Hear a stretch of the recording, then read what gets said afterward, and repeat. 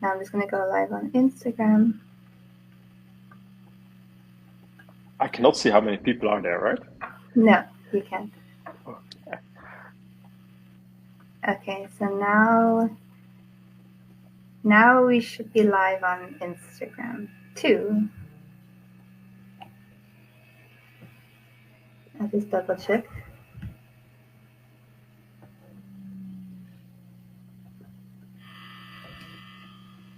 Yeah, okay. We are live on Instagram. Nice. So, hello and welcome everybody. Thanks for joining us. Sorry. Yes, so welcome everybody and thanks for joining us. We are now live with Tim today. Hello, Tim. Thanks for joining us. Hello. I am Carolina from Interchange, and we have Tim today, our second scientist within our Meet the Scientist series, as we're running up to our Into the Deep Citizen Science, Marine Citizen Science webinar that's happening on the 27th of September from 10 to 12. We'll put some more information on that on our in the comments, also, if you cannot see this live with us right now and can't tune in, then no worries. We'll have a recording of this as well, which we'll post on our socials as well. I think without further ado, then I will leave the stage to you, Tim. And, thank you. Yes. So let me introduce myself first, maybe. So my name is Tim. I'm a project manager at Archipelagos, and Archipelagos is a marine research institute in Greece. And we are already focused for quite some years on getting the marine environment protected. And what my special interest is and my focus is actually to getting areas protected from more or less 30 to 150 meter depth. Because in Greece and in the wider Mediterranean, there are the lovely coralligenous habitats. And coralligenous are kind of cold water corals. Not completely, but let's make it easy. It's like a cold water coral. And it's a unique habitat we can only find in the Mediterranean. And I'm really passionate to get that protected. The interesting thing is, if you have questions, put the questions in the chat. But the interesting thing is coralligenous is protected by law. And for example, in the Western Mediterranean, we know it is as well then more or less protected because we know where we can find it. But if we move towards the Eastern Mediterranean, we see that the coralligenous habitats are starting to grow at deeper depths and at depths where we cannot come by diving. So we really need to use other tools like ROVs, those very fancy underwater drones, to monitor the coralligenous habitats. And it's a very time-consuming and very costly activity. So since a few years, more and more cheap ROVs are on the market, relatively cheap, still a few thousands of euros. But with that, we were able to start going to the depths of 40, 50, 100 meter depth. And then we found along the Greek coastlines amazing habitats. And that was happening in 2021 by chance, by luck. We got a very small research grant from Pure Ocean, very nice foundation that supports young scientists, people that really want to do exploratory science. It's kind of risky what they do because it's not sure if everything works out. But at the end, it worked out for us. We found way more than only coralligenous. We found, for example, as well, black coral forest, kind of forest, 1.5 meter high, has more than football field size. And that's, for example, an area habitat for sharks and rays. So that's where we started in 2021. We were able to monitor, map those very interesting areas near the island of Fourni. The island of Fourni is an area very close to our research institute. And as well, we did it thanks to artisanal fishermen. So the very small scale fishermen that go with boats of few meters on the seas. They are not so destructive, but they really know from bycatch where they can find all those beautiful marine life. And they told us the locations where we had to go to. Based on all that kind of experience, we start collecting a really great source of underwater footage. Hours and hours. And we're still collecting hours and hours of footage. But then the big question is, what can you do as a scientist with all this footage? Because it takes hours, it takes days, maybe months to analyze. And that's a huge challenge. And we were not the only organization facing this challenge. Together with us in the project are 4 other partners, and they're facing similar challenges.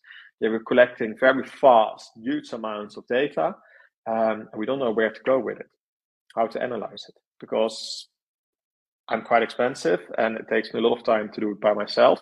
And I have still much more work to do, because at the end we want to get those areas protected. So there's as well a lot of work needs to go into that. So Into the Deep came as a present for us, more or less. It's such a nice project because it's not us anymore that start analyzing all those footage, but we give tasks to you, to the citizens. You start annotating fish, fishing gear, lobsters in our case, for example. You start annotating very specific species, and thanks to that, we know, for example, what we can find in our areas. Still, we're checking all the footage by ourselves to find out if there are very important things we're missing. But that's just like, for us now, seconds of work. We go quickly through, while the important and time-consuming annotation tasks are done by the citizens. So in that way, we're really happy with Beagle Party. Beagle Party is the platform where you can start annotating. Well, I keep chatting, but if there are questions, just put them in the chat. And then is indeed now there the first question. If we already found some good results from the citizen science, yes. So what we really see is that in this case, we're just exploring how you can support conservation. And the first thing is we really can see that you are able to annotate very correctly what we ask you. So we ask, for example, can you annotate lobsters? And we see, for example, that the lobsters are in a very specific part of our area, really in the corallogenous habitats, while we show you more. Sometimes you see behind me, thanks to the very nice artificial intelligence, the sea pen. The sea pen is a real photo from underwater, and that's another habitat. And over there we see, for example, no lobsters, and no one annotated it there. But we really see that specific species are in very specific habitats, and that's what citizens start annotating so far. Just, we wanted to understand, okay, what you can contribute to. And then the next question is, why do we think that incorporating citizen science into our research is so useful?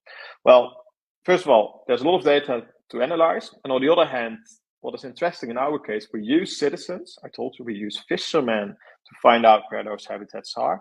But on the other hand, we like to give the data back as well to citizens. So it's not that we want to take it and just use it by ourselves and do by ourselves. And we really would like to share it continuously with the community. It's as well creating a kind of awareness, because if it is only us that use this data, people still don't understand why it's important. And if we show how beautiful those areas are, that you see all the yellow and the red and the green sponges and the sea pans and the black coral, then you start understanding why we need to get this protected.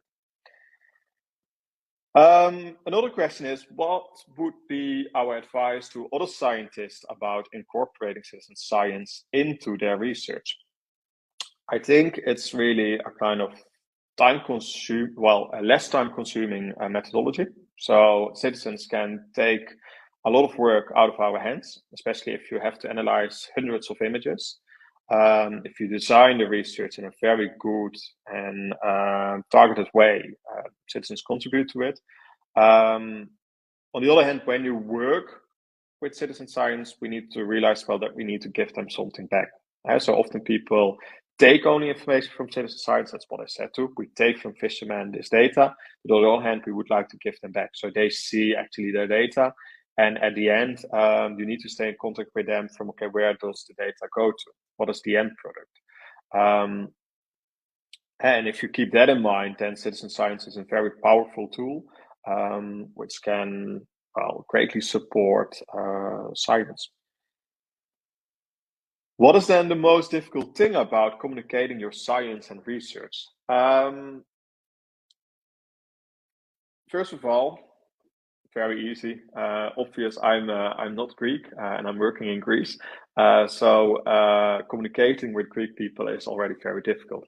But it's what's even more difficult, and that's wherever you are, with whoever you work, make it very easy to understand. Scientists and researchers, we are constantly working in those environments. We use very difficult words. Sometimes how we call habitats or species, it's not how the common people call them. We really need to downscale, make things very easy, but show as well the positive things why we do it, as well what are the negative things if we don't do it.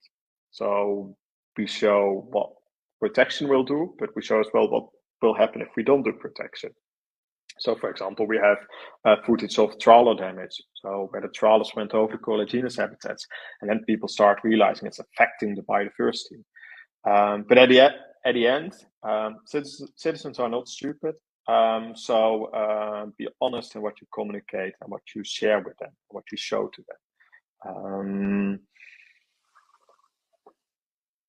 Next, interesting question. Why is it important to study this area in particular? Well, what we found around Furni, it's a really nice, interesting area in the eastern part of the Aegean Sea, is that it's a kind of biodiversity hotspot. So everywhere, actually the seafloor is relatively flat, so around 70 to 100 meter depth, are there small seamounts, 40 to 60 meter high. And those seamounts, it seems like, but we're not sure that they have volcanic origin, and they host an insane biodiversity. In 4 dives, 5 dives, we counted over 300 different species. And the interesting thing is, it's not only that they host those species, but it's well the nursery, the breeding area for very iconic and important species. Think about sharks, think about rays, but on the other hand, it's well a lot of food comes from those places. And that's why we really want to get those areas protected. Ideally, we get this entire area protected. And then people say, hey, but there are as well fishermen. Well, the artisanal fishermen, they are often still allowed. But the bottom touching fishing activities are not allowed anymore. But they can stay on the sides of it, outside it. Because if this habitat is completely healthy, then there will be so much fish productivity over there that there's an overspill. So they will go to the nearby areas, and that's where the fishermen can still catch them easily. So we need to maintain in the Aegean Sea, but as well, I think, in the wider Med and in the entire oceans, a kind of protected places where wildlife, marine life, fish can stay and maintain themselves. What made you decide to be a marine researcher? Well, that's fun. I'm actually not a marine researcher from origin. I'm a geologist, and I started studying geology. And for a long time, I was focused on working for large oil companies. But then halfway throughout my study, I realized, shit, something is happening here in the world. And we really need to change. So at that time, I started focusing more on environmental management. A relatively easy step because I had the background and I didn't have to do some other education. But then I had to do an internship, and during my internship, I got in touch with seagrass, and I fell in love with seagrass. And that was the first time I started realizing this is fun and I want to move on with it. And as a geologist, I was focusing a lot on geomorphology, and that's how I got more and more into the interest in the marine landscape. So if you ask me something about individual species, I don't understand that much. But if you ask me something about how the landscape function, then I know way more. That's where my interest is. And I like that on terrestrial, but that's on land. But it's way more fascinating, everything below the water, because we don't know that much about it. It's relatively difficult to explore. And I really like to collect remote data. So collecting with drones, or for example, with underwater drones, or with sonar, so sound signals in the water, or even remote sensing, so satellites. That's actually what I like. So I like to work with large quantities of data and trying to understand how does the marine environment look like. So I made quite a journey to get here, but I really enjoyed it. And then what is most interesting part of my job? I think people think scientists, they are just working on their own topic and that's it. That's absolutely not the case. I really like to work with a lot of different people from different organizations worldwide. While still we have all the same passion. We love our marine environment. We love everything underwater. And that's what we share. And that's very fascinating because we really want to understand what's happening there and we don't understand it. And what I like, for example, is especially the exploratory part. So some people go in detail to study one species, but I really like to explore, understand the large things that are happening. I always say it feels sometimes more like Jacques Cousteau. When I'm on a boat and we go to an unexplored area, we don't know what's going to happen, but based on some interviews with citizens, we understand where there's perhaps some interesting things to find. And then we just go down with the tools and try to find what's there. And if you see that on the screen, the first shots of 100-meter depth, and you see, for example, the sea pen behind me. Yeah, it's literally fascinating. It's extremely nice. So that are the days that I really like. Then a very nice next question is, of course, how does the day in the life of Tim as a scientist look like? Let's say 70-80% of my life is just office work, analyzing data, playing with codes, programming, writing reports, papers. That's just a general day as a scientist, especially when you get a little bit older, become higher up, then it becomes even more. But the other part, I still like to do field work. So as soon as I have the opportunities to do field work, I like to go in the field and to do amazing surveys wherever I am. So it's not that I'm exclusively bounded to Greece. So wherever I am, I will do field work.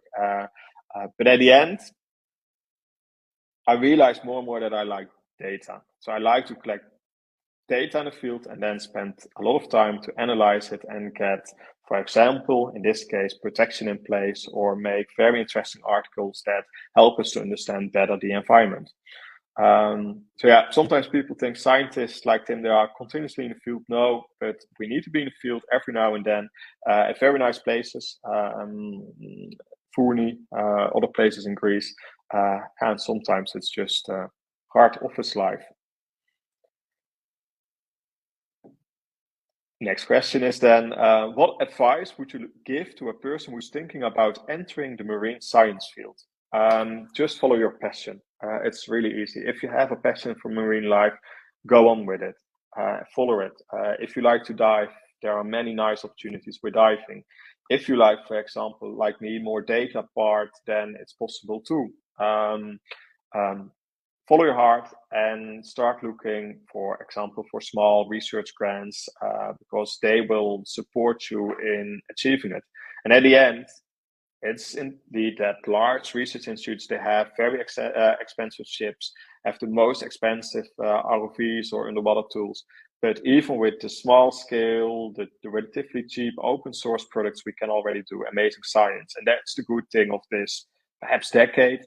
It's more and more about open science, open tools. So it becomes much more easy to do this.